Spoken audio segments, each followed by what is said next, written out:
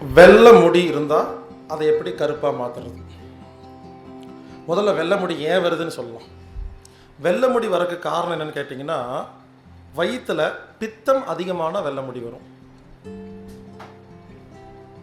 அடுத்தது pH value கம்மியான வெள்ளை முடி வரும்.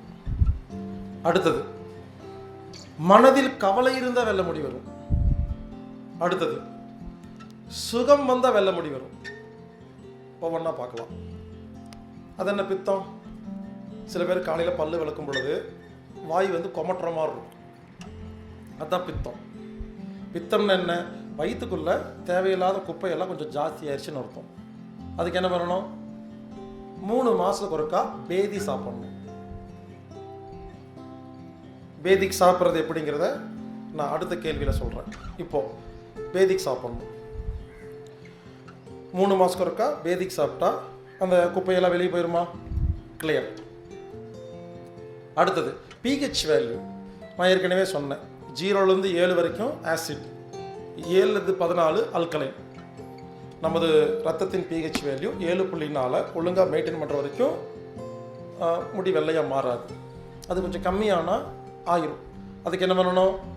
கடையில் வைக்கிற எந்த உணவையும் சாப்பிடக்கூடாது. டீ காஃபி அவாய்ட் பண்ணணும். கூல் ட்ரிங்க்ஸ் எல்லாம் அவாய்ட் பண்ணணும்.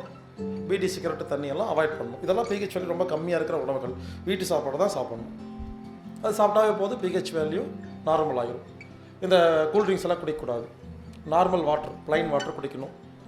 முடிஞ்ச வரைக்கும் மினரல் வாட்டர் குடிக்கிறத விட்டுட்டு நம்ம வீட்டில் நம்ம சுத்தம் பண்ண, நான் சொன்ன மாதிரி சுத்தம் பண்ண தண்ணியை குடிச்சிக்கலாம். இப்படி பண்ணோம்னா pH வேல்யூ நார்மல் ஆகிடும். சரிங்களா? அடுத்தது கவலை. மனதில் கவலை வந்தால் வெல்ல முடியாயிடும். அப்போ என்ன பண்ணணும்? மனதில் கவலை சரி பண்ணுறதுக்கு ஏற்கனவே சொன்ன மாதிரி விபாசனா, ரங்கராட்ட ரகசியம் இதையெல்லாம் ஃபாலோ பண்ணி கொஞ்சம் க்ளீன் பண்ணிட்டோம்னா மனசு நிம்மதியாக இருக்கும். வெள்ளை முடி கருப்பாக மாறிடும். அடுத்தது சுகநரை. அது என்ன சுகநரை?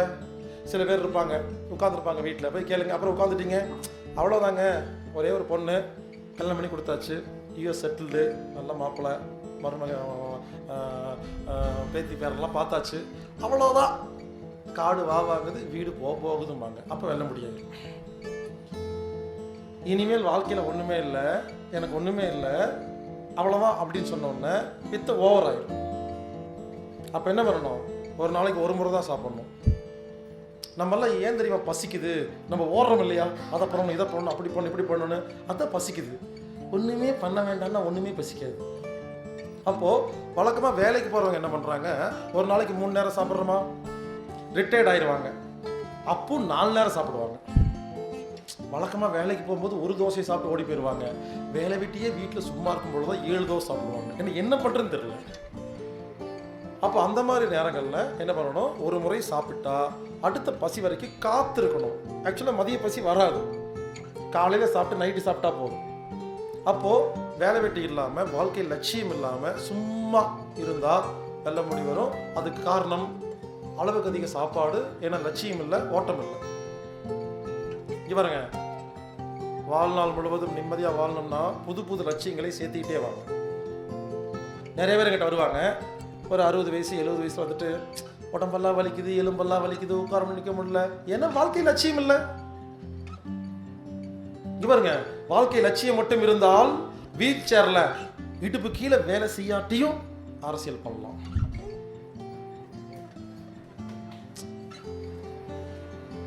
நான் ஜென்ரலாக சொன்னேன், புரிஞ்சுக்குங்க. வாழ்க்கை லட்சியம் இருந்தால் எது இல்லாட்டியும் வேலை நடக்குங்க, சுறுசுறுப்பாக இருப்பேங்க.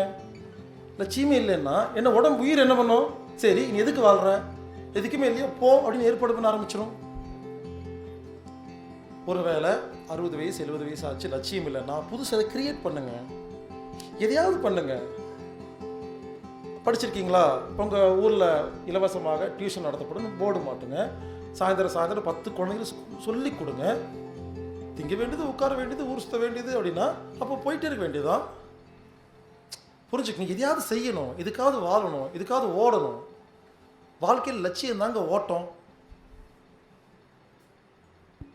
வாழ்க்கை பயணம்னா என்ன தெரியுமா?